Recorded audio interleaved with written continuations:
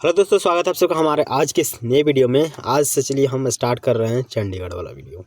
Okay, Chandigarh वाला video नहीं, ऐसा सीरीज तो हम बहुत ज़्यादा बनाए हुए हैं। इस वीडियो का मतलब इस बुक का नाम क्या है? स्पीडी बुक है।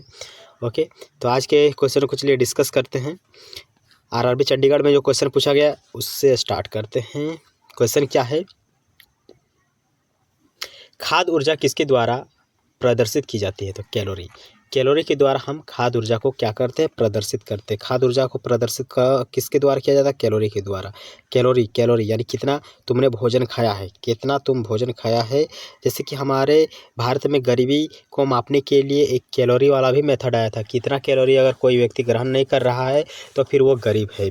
तो खाद्य ऊर्जा को मापने के लिए हम कैलोरी को प्रदर्शित करते हैं। ओके, नेक्स्ट क्वेश्चन आपके सामने है गोरखपुर से। ओके, ओजोन परत रक्षा करती है पराबैंगनी किरणों से। ये क्वेश्चन हमने कई बार डिस्कस किया हूँ अपने इस सीरीज़ में। ओके, उम्मीद सीरीज़ नाम है ना। सिकंदराबाद के क्वेश्चन। एक वस्तु का जड़त्व निर्भर करता है उसके द्रव्यमान पर। जिसका जितना ज़्यादा द्रव्यमान उसका जड़त्व उतना ही बड़ा।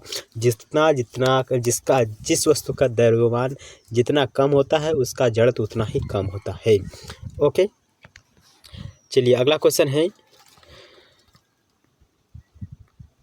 एक मिनट, चलिए पढ़िए। क्या लिखा है?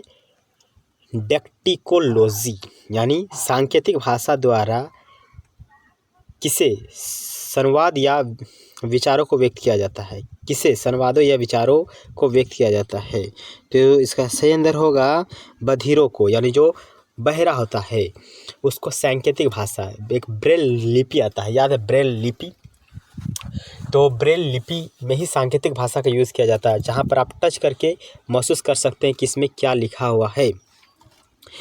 तो ब्रेल लिपि हो गया या डेक्टिकोलॉजी हो गया, इसके द्वारा हम जो बहरा आदमी होता है उसको एक सेकेंड चलिए, तो हम क्या पढ़ रहे थे? हम पढ़ रहे थे क्या कि सांकेतिक भाषा का यूज़ करते हैं बहिर आदमी। ओके, बहिर आदमी।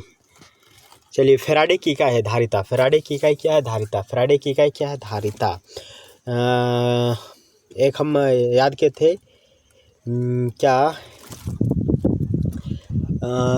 कूलॉम किसका मात्रक होता है? तो विद्युत धारा की नहीं, कूलॉम।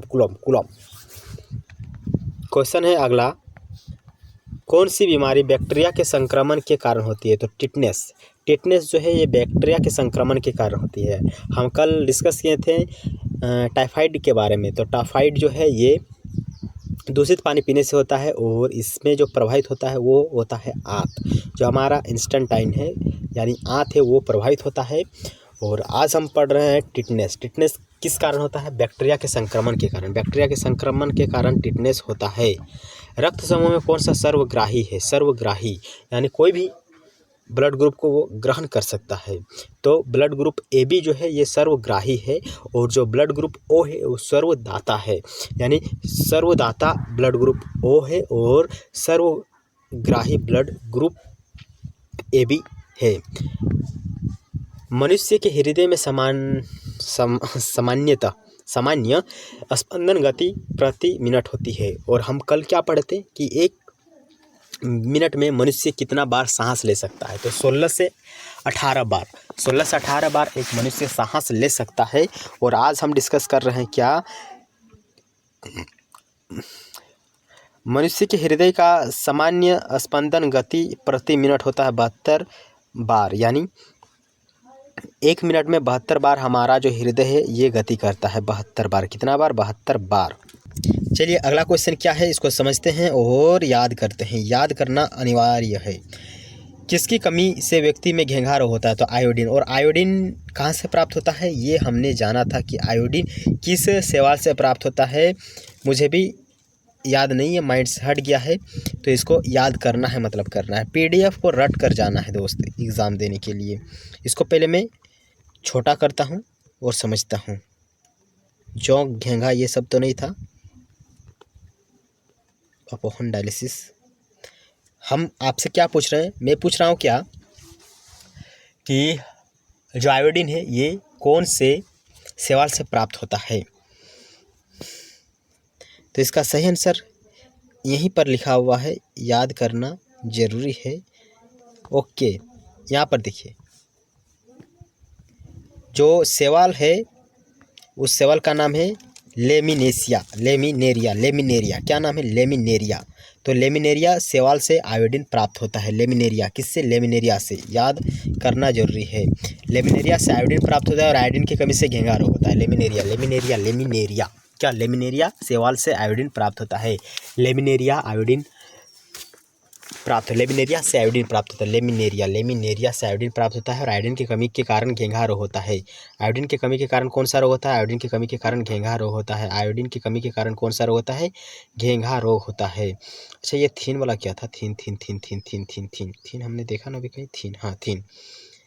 थीन हम कल चर्चा किए थे इसके बारे में कि कॉफ़ी में सबसे महत्वपूर्ण उत्तेजक कैफीन होता है, जबकि चाय में सबसे उत्तेजक थीन होता है। ओके, रिवीजन जब तक आप कीजिएगा नहीं तब तक आपके माइंड में ये रहेगा नहीं, इसलिए मैं आपको याद कराते चलता हूँ। जब तक याद ना हो तब तक छोड़ना नहीं है किसी भी क्वेश्चन को। चलिए, हम पहुँच चुके हैं जहाँ पर हम थे। ओके, तो मानव आँख का कैटरेक्ट सर्जरी यानी मोतियाबिंद का ऑपरेशन में सर्जन क्या निकालता है? जो हमारे आँख में मोतियाबिंद नाम का बीमारी होता है उसमें डॉक्टर किस चीज़ को निकालता है? तो लेंस के ऊपर के जो अतिरिक्त पेशी होते हैं उसको निकालता है। तो हमारे आँख में जो अतिरिक्त पेशी होता है मोतियाबिंद के इलाज में एक डॉक्टर वही निकालता है। ओके, अगला क्वेश्चन है, मानव शरीर का सर्वाधिक कोलेस्ट्रॉल बनाने वाला स्थल कौन सा? यानी हमारे शरीर में सर्वाधिक कोलेस्ट्रॉल कहाँ पर बनता है? तो हमारे शरीर में सबसे ज़्यादा कोलेस्ट्रॉल बनता है यकृत यानी लीवर में। लीवर में कोलेस्ट्रॉल बनता है हमारे शरीर में सबसे ज़्यादा। अगर कोई कोलेस्ट्रॉल बनता है तो वो है यकृत, लीवर में। इसीलिए उतना फैट वाला चीज़ मत खाइए, नहीं तो फिर आपका लीवर ख़राब हो सकता है, वहाँ पर कोलेस्ट्रॉल जम जाएगा, फिर ख़राब हो जाएगा। ओके, तो हमारे शरीर में कोलेस्ट्रॉल सबसे ज़्यादा कहाँ पर बनता है? यकृत में बनता है। अगला क्वेश्चन आपके सामने है, मानव का सामान्य शरीर ताप कितना होता है? यानी हमारे शरीर का तापमान कितना होता है? सामान्यतः हम बोल रहे हैं 37 डिग्री सेल्सियस। 37 डिग्री सेल्सियस हमारे शरीर का सामान्य ताप होता है। 37 डिग्री सेल्सियस हमारे शरीर का सामान्य ताप होता है। कितना होता है? 37 डिग्री सेल्सियस। 37 डिग्री सेल्सियस क्या है? हमारे शरीर का सामान्य ताप है। 72 बार हम 1 मिनट में 72 बार हमारा जो धड़कन है ये धड़कता है। ओके, चलिए अगला क्वेश्चन आपके सामने है। तो घर में कुछ काम पड़ गया है, इसके लिए हम वीडियो को यहीं पर समाप्त करते हैं। ये वीडियो 8 मिनट का है, इसके लिए माफ़ कीजिएगा। हम कल स्टार्ट करेंगे आरआरबी चेन्नई से स्टार्ट करेंगे। ओके, और यहाँ से हम जो कि आपको फिर रेगुलर वीडियो देंगे।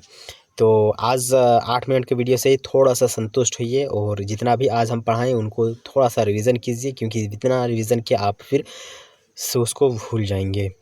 अगर आप रेगुलर व्यूअर है तो आप समझ पा रहे होंगे कि मैं किस प्रकार पढ़ा रहा हूँ, क्या कर रहा हूँ। ओके, वीडियो अगर पसंद आया है तो ज़रूर हमारे इस छोटे चैनल को like, comment, share and subscribe कीजिएगा। और पीडीएफ के लिए टेलीग्राम में जाइए। और अगर आप आर्थिक रूप से थोड़ा सा मजबूत होना चाहते हैं तो हमारे ब्लॉग चैनल से जुड़िए, क्योंकि उसका अर्निंग में आप सभी सब्सक्राइबरों की भी समान रूप से डिस्ट्रीब्यूट करने वाला हूँ। ओके दोस्त, मुलाकात होगी अब एक अनदर वीडियो में। पढ़ते रहिए, सिलेक्शन लीजिए।